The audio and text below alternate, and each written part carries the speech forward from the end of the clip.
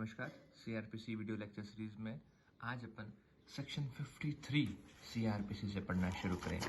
Last section तक अपन ने पढ़ा था कि जब किसी एक्यूज पर्सन को अरेस्ट करते हैं अपन और उसके अरेस्ट करने से उसके पोजीशन से कुछ ऑफेंसिव वेपन्स निकलते हैं तो अपन क्या करेंगे। तो पुलिस के पास क्या है पावर कि जब भी उसके पास से कुछ ऑफेंसिव वेपन्स निकले, हथियार निकले, तो जिस भी कोर्ट के सामने उसको पेश करें वो सारी चीजें कोर्ट के सामने अपन पेश करते हैं उस एक्यूज के साथ।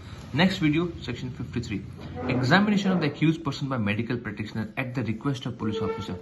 पीछे का एक सेक्शन था जिसमें सर्च ऑफ अरेस्टेड पर्सन था और ये जो 53 है ये एग्जामिनेशन ऑफ एक्यूज्ड है by medical practitioner. Accused person का मेडिकल एग्जामिनेशन और वो थी सर्च। सर्च कौन करता है? पुलिस वाला। और ये कौन करता है? Medical practitioner. कब करेगा देखते हैं और क्या पर्पज है इस सर्च का।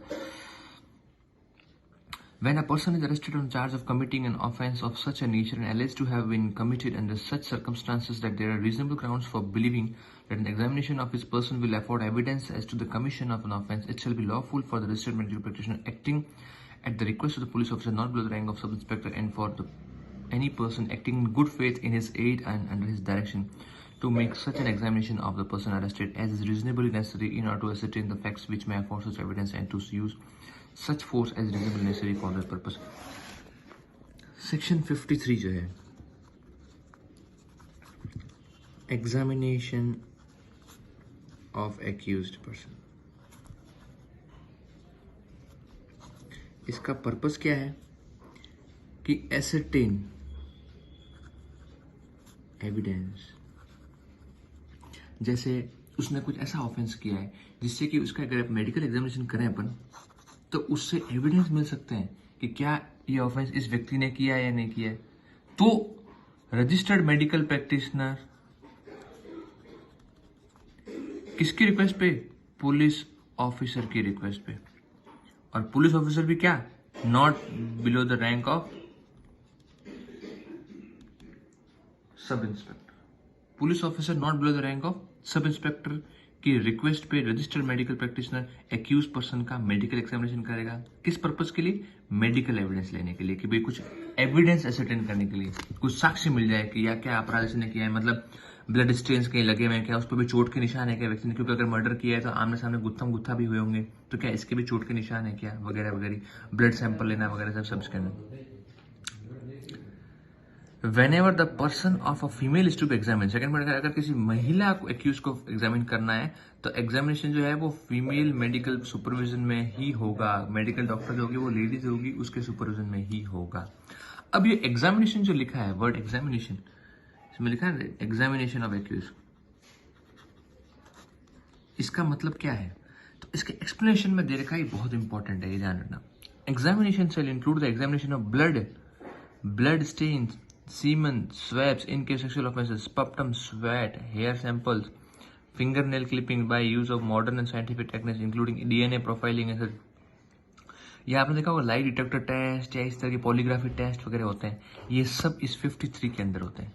जब भी किसी एक्यूज को पकड़ते हैं ना, वॉइस सैंपल 53 के अंदर नहीं ले जा सकते, ये ध्यान रखना। वॉइस सैंपल जब लेते हैं वो 53 के अंदर नहीं है। इसके अलावा जो भी एग्जामिनेशन उसके ब्लड सैंपल लिए, नाखूनों के लिए, हेयर के लिए, डीएनए प्रोफाइलिंग की, वो सारी जो एग्जामिनेशन है वो सेक्शन 53 के अंदर आ रही है, क्योंकि एक्सप्लेनेशन उसको एक्सटेंड कर रहा है। और रजिस्टर्ड मेडिकल प्रैक्टिशनर का क्या मतलब है? रजिस्टर्ड मेडिकल प्रैक्टिशनर का मतलब वो है who possess medical qualification defined in 2H of the Indian medical council act and whose name has been entered in state medical register. जो section 2H medical council act है उसमें registered. 53A examination of person accused of rape. अब उसमें होता है examination of accused person. अब accused of rape क्या है, तो उसकी कुछ अलग चीजें हैं, उसमें कोई टाइम पीरियड दे रखा है कि इतने टाइम के अंदर उसका करना है, वो ओपन पड़ता है, वो भी important section.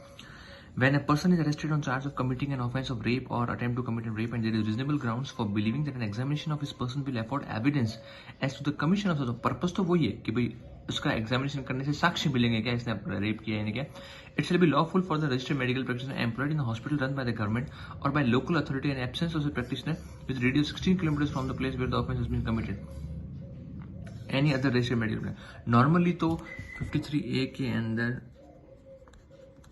Registered medical practitioner से ही करवाना है जो गवर्नमेंट का हो, लेकिन जहां ऑफेंस कमिट हुआ है उससे डिस्टेंस जो है 16 किलोमीटर से ज़्यादा है तो प्राइवेट से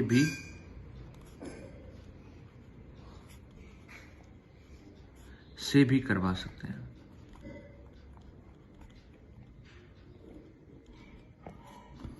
समझ गए? नॉर्मली तो सेक्शन 53 कह रहा है कि जो रेप का एक्यूज है उसका medical examination registered medical practitioner के द्वारा किया जाएगा। लेकिन अगर हॉस्पिटल की दूरी उस जगह से 16 किलोमीटर ज्यादा है तो 16 किलोमीटर के अंदर जो प्राइवेट प्रैक्टिशनर है उससे भी आप मेडिकल एग्जामिनेशन करवा सकते हो।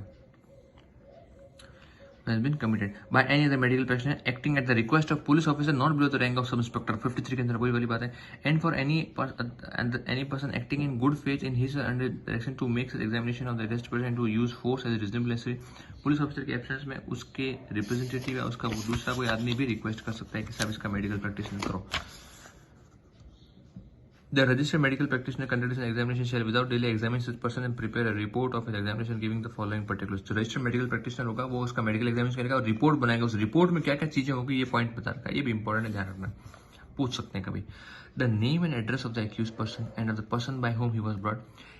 जिस व्यक्ति का मेडिकल एग्जामिनेशन किया जा रहा है उसका नाम क्या है और उसको कौन व्यक्ति हॉस्पिटल तक लेके आए, पहले पॉइंट उस रिपोर्ट में ये बनाएगा। सेकेंड, उस एक्यूज की उम्र क्या है। थर्ड, उसकी इंजरी कुछ मिली है क्या, कहाँ मिली है, कौन सी इंजरी है। Description of material taken from the person of, उसके शरीर से क्या क्या टेस्ट के लिए लिया गया, डीएनए लिया गया, ब्लड लिया गया, वो डिस्क्रिप्शन पूरा लिखना है। अदर पर्टिकुलर्स, अदर कोई चीजें ऐसी है जो डॉक्टर को लगता है उसको डिटेल में लिखना है। अब जो रिपोर्ट होगी वो प्रिसाइसली रीजंस फॉर ईच। अब जो रिपोर्ट लेगा उसमें फिर वो कंक्लूजन बताएगा साहब ये सैंपल लिया गया इससे ये लगता है, तो जो भी ये लगता है उसका पूरा रीजन देगा वो कि क्यों लगता है। The exact time of commencement and completion examination also note, ये इंपॉर्टेंट है ताकि डिस्क्रिपेंसी नहीं होगी, कितने बजे शुरू हुआ, कितने बजे खत्म हुआ, कितने देर को, ताकि ऑथेंटिसिटी पता लगे कि फॉर्मेलिटी तो नहीं हुई है।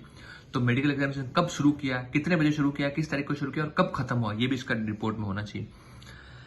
The registered medical practitioner shall without delay forward the report to the investigating officer who shall forward it to the magistrate referred to in subsequent as part of document referred to in clause A of 173 के अंदर क्या है, police report. जब investigation करता है ना police तो उसके बाद अपनी एक रिपोर्ट बना के भेजता है, तब उसको कहते हैं पुलिस रिपोर्ट, जो नॉर्मल आम भाषा में अपन लोगों ने सुना होगा चार्जशीट, वो 173 की सबमिट। तो ये मेडिकल प्रैक्टिशनर रिपोर्ट करेगा पुलिस फॉरवर्ड, पुलिस जो है वो 173 में पुलिस रिपोर्ट के साथ इस डॉक्यूमेंट को भी भेजेगी।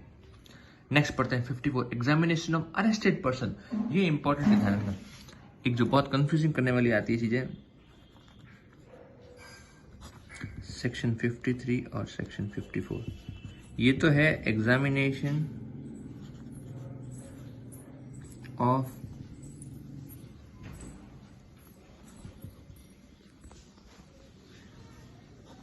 एक्यूज्ड पर्सन,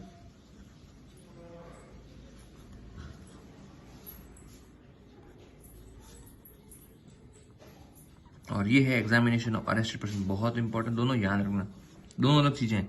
अरेस्ट तो किसी और के लिए भी होता है, एक्विजिशन जरूरी नहीं है।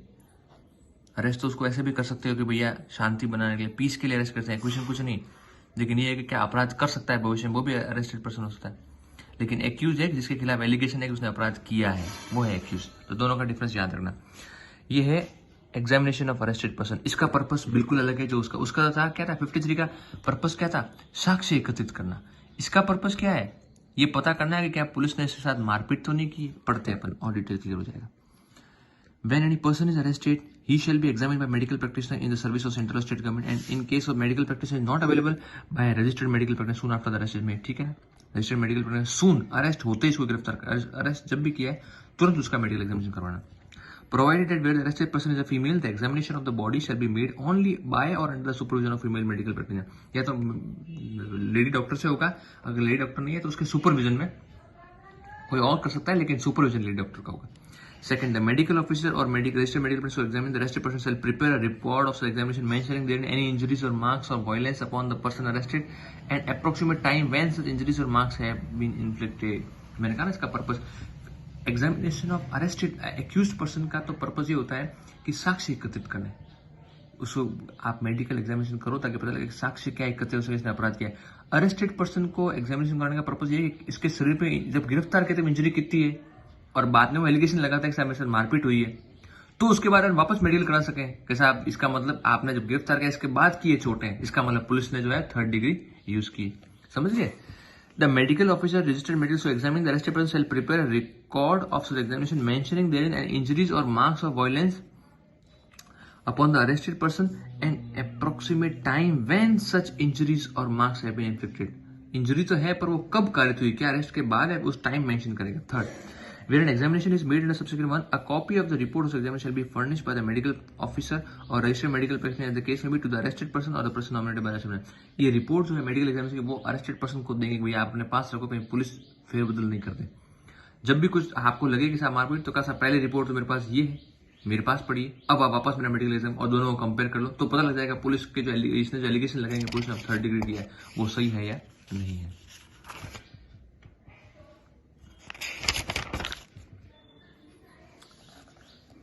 आइडेंटिफिकेशन ऑफ पर्सन, एक आपने सुना होगा, कभी देखा होगा, test identification parade.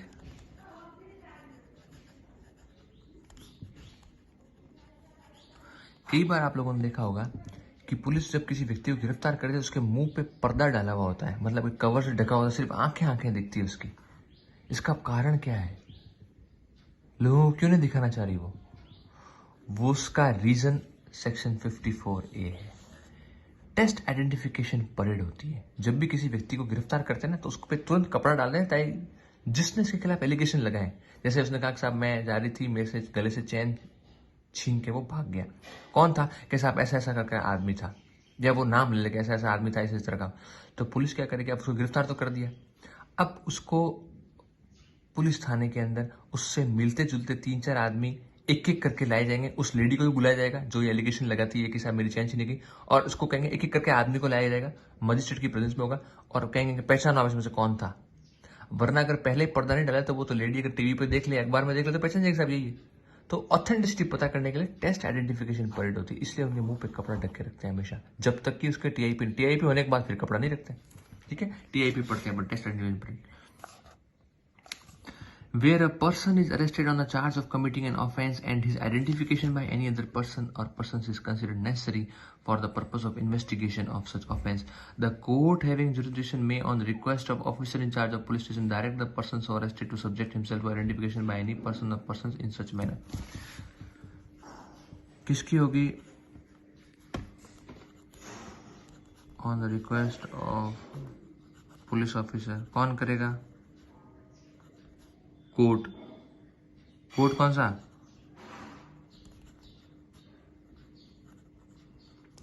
On the request of police officer, court having jurisdiction क्या डायरेक्ट करेगा? डायरेक्ट करेगा एक्यूज पर्सन को कि आप सब्जेक्ट टू हुए टीआईपी के। और ये जो कार्रवाई होगी वो कार्रवाई क्या मानी जाएगी?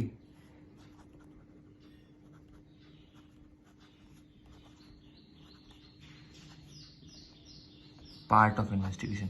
ये जो टीआईपी की कार्रवाई है पूरी, ये टेस्ट आइडेंटिफिकेशन परेड का पार्ट मानी जाएगी। Provided that the person identifying the person arrested is mentally or physically disabled, such person the process of identification shall take place under the supervision of a judicial magistrate who shall take appropriate steps to ensure that such person identifies the person arrested using method etc। अब जो व्यक्ति पहचानेगा, मतलब जिसके साथ crime हुआ है, वो अगर मेंटली और फिजिकली डिसेबल्ड है, तो आइडेंटिफिकेशन परेड जो है मजिस्ट्रेट के सुपरविजन में होगी, और मजिस्ट्रेट ये ध्यान रखेगा कि वो प्रॉपर्ली आइडेंटिफाई कर पाएंगे। Provided further that the person identifying the person arrested is mentally or physically disabled, the identification process shall be videographed। एक और अमेंडमेंट किया, अगर मेंटली फिजिकली डिसेबल्ड है तो टेस्ट आइडेंटिफिकेशन परेड का वीडियोग्राफी बनाई जाएगी। ठीक है, ताकि ऑथेंटिसिटी पता लगे और बाद में अपन चेक कर सकें। नेक्स्ट वीडियो में अपन सेक्शन 55 से पढ़ेंगे। Thank you.